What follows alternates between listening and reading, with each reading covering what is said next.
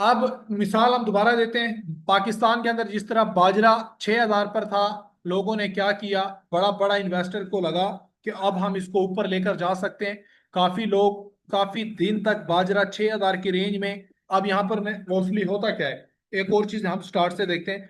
Mostly यहाँ पर होता क्या है कि काफी ज्यादा लोग, बाजरे की कीमत काफी अरसे तक एक ही रेंज में रही है।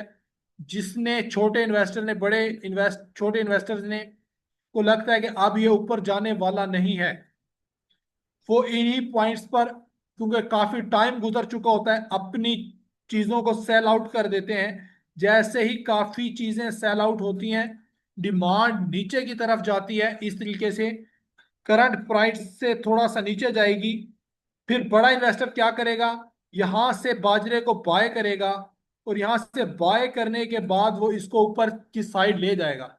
जब यहां पर जाएगा तो छोटे इन्वेस्टर को लगेगा मेरा प्रॉफिट काफी है। बड़े इन्वेस्टर को भी लगेगा कि मैं यहां पर अगर अपने प्रॉफिट बुक करता हूं, सेल करना स्टार्ट करता हूं, तो जैसे ही वो सारे सेलिंग स्टार्ट करते हैं तो बाजरे की वैल्यू इस तरीके से डाउनवर्ड स्टार्ट हो जाएगी। और जब ये डाउनवर्ड स्टार्ट होगी, अब क्योंकि आप लोग खुद इमेजिन कर सकते हैं कि जब भी ये इतना सारा बाजरा मार्केट के अंदर अवेलेबल होगा, तो ऑलमोस्ट उसकी वैल्यू कम हो चुकी होगी। खरीदार कम है, सेलर ज्यादा है। फिर जब लगेगा कि इसकी वैल्यू, डिमांड कम होती हुई एक ऐसे पॉइंट पर आ चुकी है जहां से वो पहले बाइंग कर चुके हैं, यहां से दोबारा पाकिस्तान का मोस्टली बड़ा इन्वेस्टर एंटर होगा और बाजरे को खरीदारी करेगा कम दामों पर, और फिर अप साइड जाकर बड़े दामों पर सेल करेगा और अपनी प्रॉफिट बुकिंग करेगा। इसी तरीके से गोल्ड के अंदर क्या होता है, मार्केट के अंदर क्या होता है, मार्केट एक साइड में रेंज कर रही होती है, फिर अचानक से एक डाउनवर्ड मूव आता है, और फिर एग्रेसिव मूव, ये मैंने पहले लिखा हुआ है, एग्रेसिव मूव आना चाहिए डिमांड जोन के ऊपर। जब भी एग्रेसिव मूव आएगा, अब हमें वेट करना है कि दोबारा मार्केट इस पॉइंट पर आए, और हम इस कैंडल को, जिस कैंडल से इसने बाइंग स्टार्ट की है, उस कैंडल को हम अपना बाय जोन मार्क कर लेंगे। जब भी मार्केट दोबारा इस जोन पर या इस जोन के अंदर आएगी, हम अपना स्टॉप लॉस इस तरीके से एडजस्ट करेंगे।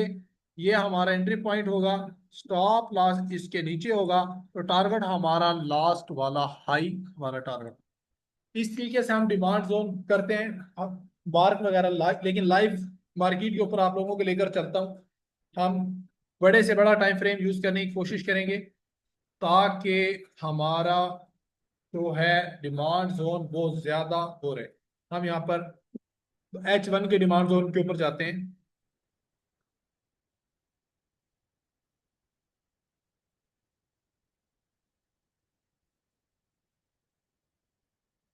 अब ये है हमारे पास H1। ये हमारा टेक प्रॉफिट हुआ था, जो ये पड़ा है वो बाय में, फिर एक सेल में भी हमारा टेक प्रॉफिट हुआ है, वो शायद मैंने डेल कर दिया है। तो अब इसके अंदर आप लोगों को मैं एक चीज नोट करवाता हूँ।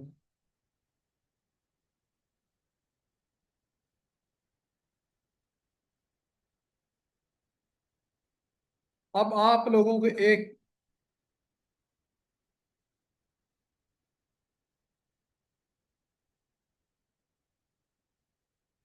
यहां पर आप लोगों को कंसोलिडेशन नजर आ रही है। कंसोलिडेशन के दौरान फिर अचानक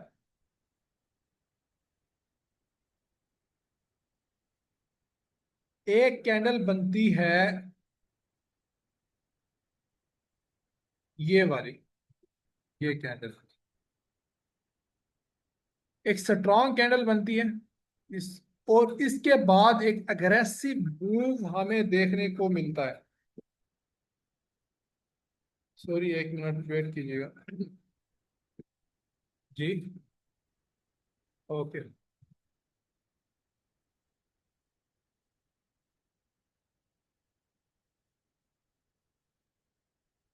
ओके।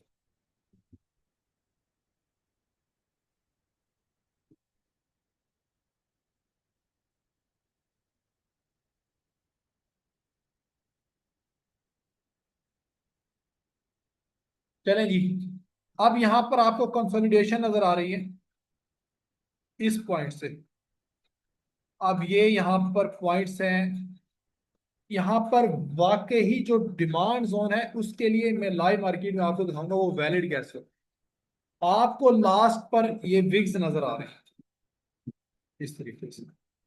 अब इन विग्स के कंसोलिडेशन के बाद ये आपकी अग्रेसिव, इसको हम डल कर, ये हमारा H4 H1 क्या है, इसको याद करें, अभी याद नहीं है क्या चीज मार्क हुई है। अब ये कंसोलिडेशन के दौरान अचानक से यहां से हमें बाइंग देखने को मिली है। अब इन बाइंग के लिए हमें जो कैंडल नजर आ रही है जहां से बाइंग स्टार्ट हुई है, अब इसके अंदर स्टार्ट तो ये वाली कैंडल हुई है, लेकिन इस कैंडल को हम लीक जो कहते हैं वैलिड एक्सेप्ट क्यों नहीं करेंगे। इसने अपनी लास्ट वाली ये जो कैंडल्स हैं इनका लो स्वीप नहीं किया। डिमांड जोन कैंडल को अपना लास्ट वाला जो है लो को स्वीप करना चाहिए, मिनिमम अपनी लास्ट वाली 4-5 कैंडल्स का लो स्वीप करना चाहिए। अब इन कैंडल्स के अंदर जो मुझे विक 1 2 3 4 5, इन 5 कैंडलों का जो जोन स्वीप हुआ है वो ये क्योंकि स्वीपिंग थी इसकी लिक्विडिटी, अब इस कैंडल ने स्वीप किया है। अब हम इस कैंडल के बाद बाइंग देखने को मिली। हम इस कैंडल को, ये H1 है, इसका जोन थोड़ा बड़ा बनेगा लेकिन कोई मसला नहीं। जितना बड़ा टाइम फ्रेम होगा उतनी ही एक्यूरेसी बेहतर। अब ये जोन हमारा बन गया डिमांड। अब इस कैंडल के बाद ही बाइंग स्टार्ट हुई है। अब हम दोबारा वेट करेंगे। H1 का डिमांड जोन अपने पास नोट कर लें। ये आप लोगों के सामने मैंने लाइव मार्केट का मार्क किया है। अब ये वैलिड क्यों है? असल रीजन ये कैंडलें वैलिड नहीं है।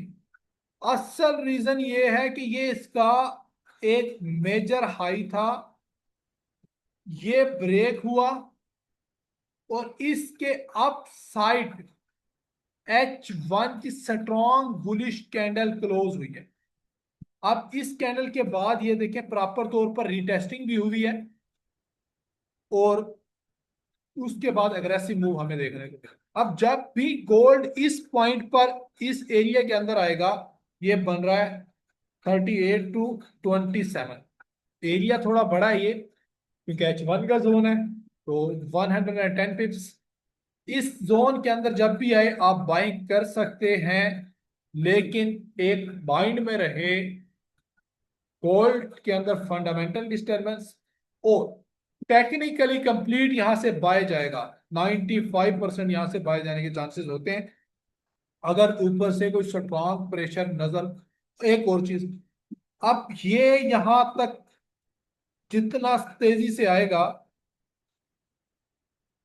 ऐसे कर, अगर ये तेजी से आएगा तो सब उठेगा ये ऐसे, ये इसकी वैल्यू। अगर ये आएगा आहिस्ता आहिस्ता आहिस्ता आहिस्ता, एक और मेथड होता है गोल्ड इसके डिमांड जोन के ऊपर आने का, ये ऐसे करके आ रहा होगा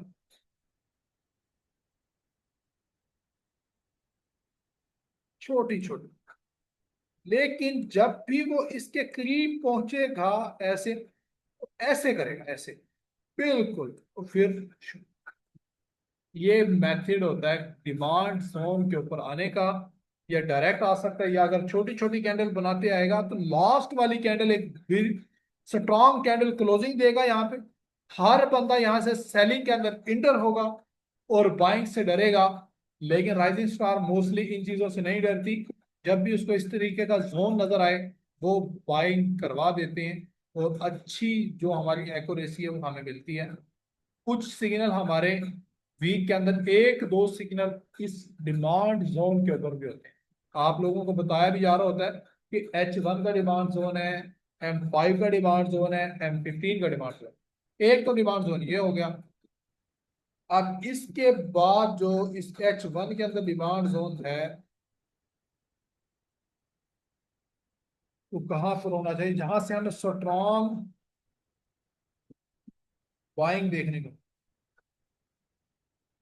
जी, ये ये एक कंसोलिडेशन पीरियड था, ऊपर गई लेकिन इनवर्स आई। अब इसके बाद स्ट्रॉन्ग, अब इन कैंडल्स के अंदर आप लोगों ने एक चीज नोट करनी है कि जो है यहां पर मैंने पहले क्या कहा है, उसने लास्ट वाली सम कैंडल्स को स्वीप किया होना चाहिए। अब इसके अंदर जो स्वीपिंग है, इस कैंडल ने नहीं की, इस ब्लैक कैंडल ने भी नहीं की, इस कैंडल ने भी नहीं की,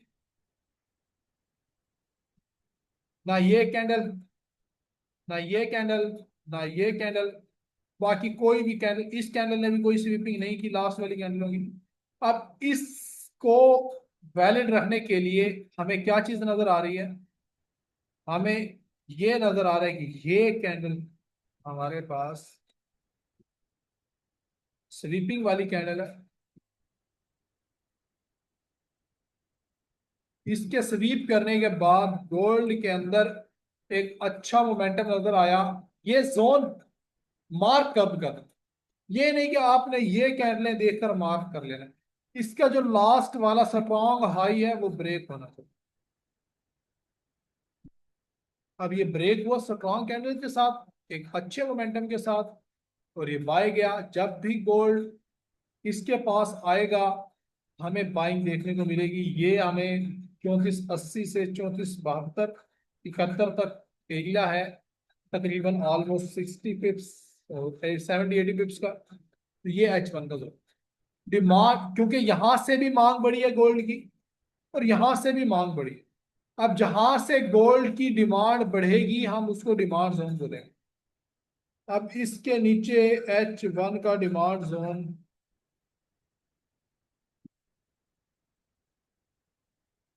यहां पर हो सकता है, लेकिन ये इतना बड़ा है, इसके बाद फिर इसके बाद कोई मूव अच्छा नहीं आया, लेकिन और इसने कोई मेजर आस पास कोई हाई भी ब्रेक नहीं किया। आप इसके अंदर आ जाते हैं हमारे पास। अब इन कैंडलों को मैं थोड़ा बड़ा करता हूँ ताकि आप लोगों को, हमारा टाइम भी 10 मिनट का नोटिफिकेशन आ चुका है।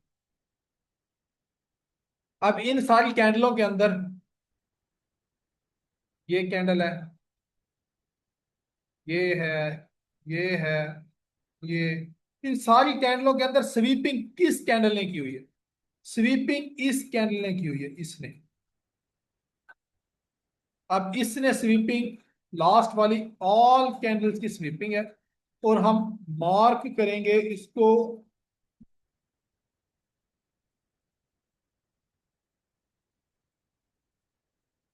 इस कैंडल को इस तरीके से। अब जब भी गोल्ड इस पॉइंट पर आएगा हमें बाइंग देखने को मिलेगी। ये आपको तीन डिमांड जोन आपको, अब ये खाली कैंडल स्वीपिंग के ऊपर हम इसको मार्क नहीं कर रहे, लास्ट मेजर हाई ब्रेक होना चाहिए विद मोमेंट। मेजर हाई जैसे ब्रेक हुआ, अब मोस्टली क्या होना चाहिए था गोल्ड को, ये ब्रेक होने के बाद इसको यहां पर आना चाहिए था इस पॉइंट पर, लेकिन ये यहां क्यों नहीं आया। बहुत ज्यादा स्ट्रॉन्ग ट्रेंड है हमारे पास बाय का। अब हमारे पास ये तीन जोन है बाय के H1 के अंदर, और ये बहुत ही अच्छा वर्क भी करेंगे, ये नहीं कि वर्क नहीं करेंगे। ये मार्क आप लोगों को मैंने करके दे दिए हैं, अपने पास भी ये पॉइंट्स नोट कर लें। इनसे जब भी गोल्ड आएगा, इसके नीचे भी पड़े हैं काफी, यहाँ पर हम कोई ढूंढ सकते हैं, लेकिन मैं यहाँ पर ढूंढना नहीं चाह रहा कि ये भी काफी मूव है यहाँ तक कि गोल्ड को आने के लिए 170-80 पिप्स, 60-70 पिप्स मूव करना पड़ेगा। सॉरी, 1070-80 पिप्स।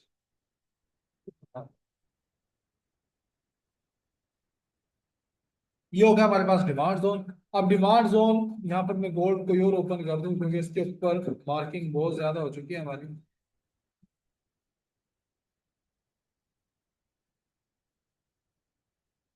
स्लो है,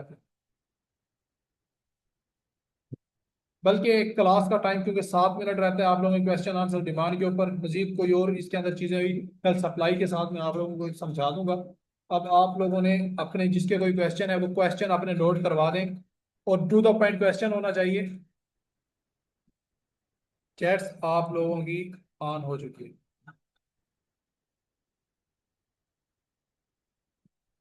एक चीज क्लियर कर दूं, क्लासेस का कोई ने प्रॉमिस मैंने किया था क्लासेस का, लेकिन हकीकत बात है इतनी मसरूफियत है कि ये टाइम निकालना। ऑफिस में जब मैं पहुंचता हूँ तो इन टाइम पहुंचता हूँ, विद इन 5 और 10 मिनट से रह रहे होते हैं जब क्लास स्टार्ट होने में। उस टाइम मैं ऑफिस में पहुंचता हूँ, इस टाइम भी काफ़ी मसरूफियात हैं, एडमिन भी बिजी है, मैं खुद बिजी हूँ। तो प्लीज़ कोऑपरेट करें, या कल से मैं क्लासेस को यूट्यूब पे अपलोड लाइव आया करूंगा ताकि वहीं पर अपलोड पड़ी रहे आप लोग, और पुरानी क्लासेस को आहिस्ता आहिस्ता अपलोड करूँ। सर जी स्वीपिंग मतलब लास्ट कैंडल का जो लो है उसको ब्रेक होना चाहिए, उसके नीचे उसकी विग होनी चाहिए। लास्ट जो उसकी कैंडल्स हैं उसके नीचे, जो सबसे नीचे जिसकी विग होगी हम उसको मार्क करेंगे, जिसके बाद बाइंग स्टार्ट हुई हो, डिमांड स्टार्ट हुई हो। अस्सलाम वालेकुम सर, स्ट्रक्चर पे भी वीडियो नहीं। स्ट्रक्चर हम पहले बता चुके हैं, लेकिन इसका प्रॉपर जो है लेक्चर हमारे पास है अभी, वो पेंडिंग है, होगा वो नेक्स्ट। स्वीपिंग के बारे में बता चुका हूँ सर जी। स्वीपिंग का स्वीपिंग का मतलब ये है कि दोबारा मैं एक रिपीट कर देता हूँ, ये बल्कि स्क्रीन टाइम असल में पीछे 5 मिनट है। स्वीपिंग का मतलब है कि लास्ट वाली कैंडल्स के जो लो है उसके नीचे उस कैंडल की विग होनी चाहिए या बॉडी होनी चाहिए।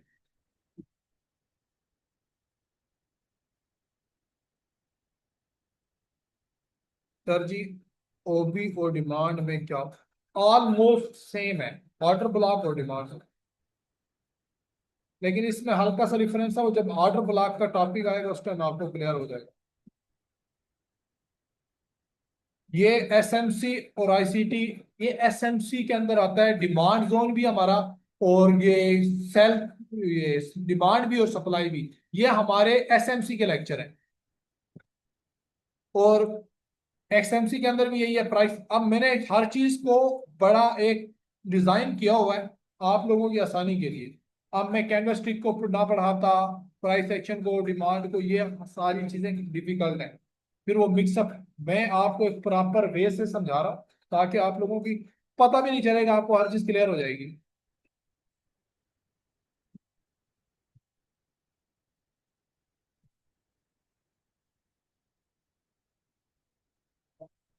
जी ऑर्डर ब्लॉक मिल सकता है, डिमांड जोन नहीं मिलेगा वहां पे, ऑर्डर ब्लॉक भी नहीं मिलेगा। ऑर्डर ब्लॉक में भी स्वीपिंग लाजमी है, वैलिड नहीं होगा, वो हो सकता है लेकिन वैलिड नहीं होगा। डिमांड फेल कब होती है? अगर ऊपर वाली सप्लाई स्ट्रांग हो जाए, या फिर कोई फंडामेंटल सेलिंग प्रेशर आ जाए तो डिमांड फेल होती है। सर आपने 3 डिमांड जोन बताई है, yes sir. Weak bounce, strong demand या लिक्विडिटी की रैप।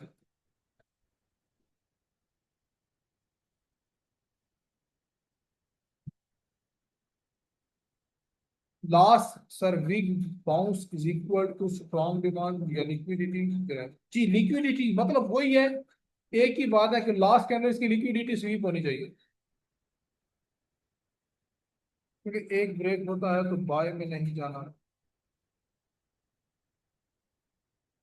तो पर इसके क्वेश्चन समझ नहीं आई। लोग कंफर्म स्वीप के साथ होता है या कैंडल क्लोज, ये बुरा। लोग कंफर्म स्वीप के साथ, स्वीप के साथ ही होनी चाहिए कैंडल। स्वीप के अलावा तो, और कैंडल क्लोज बुलिश हो या बेरिश हो, उसके बाद ये मैटर नहीं करता, लेकिन उसके बाद डिमांड बढ़नी चाहिए, मतलब स्ट्रॉन्ग हमें बाय साइड मूव मिलना चाहिए। 3 मिनट है जी, 12 क्वेश्चंस हैं, चैट्स को ऑफ किया जा रहा है। बाकी चैट्स आप लोगों के इंशाल्लाह क्वेश्चन कल होंगे।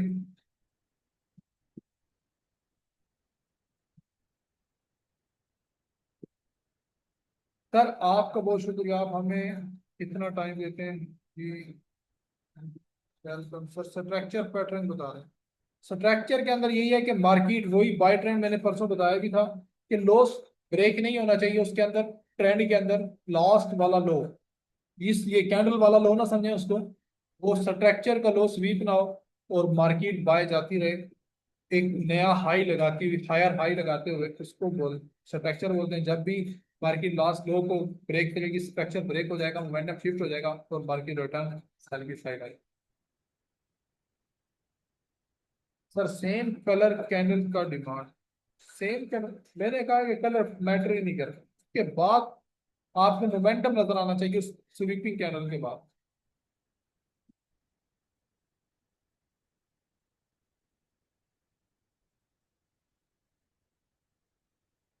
जी इंशाल्लाह अपलोड कर दिया करेंगे फिजिकल बिजनेस जी।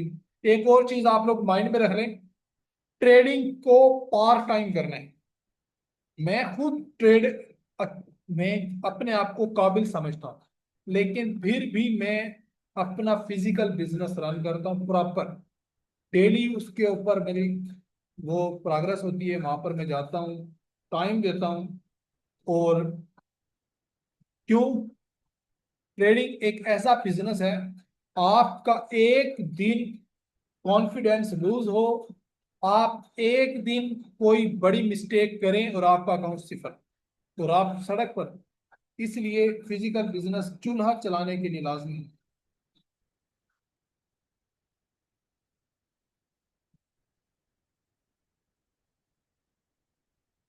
डिमांड के नीचे लिक्विडिटी एसएल भी होते हैं, नहीं, लिक्विडिटी डिमांड के नीचे नहीं होती, लिक्विडिटी की और पहचान है।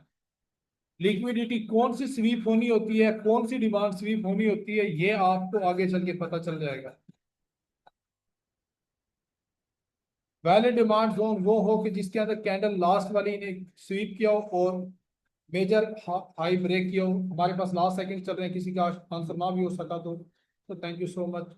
प्राइस एक्शन इंट्रोडक्शन क्लासेस की दूसरी क्लास इस पर था फ्राइडे के दिन, ये मुझे भी याद नहीं है।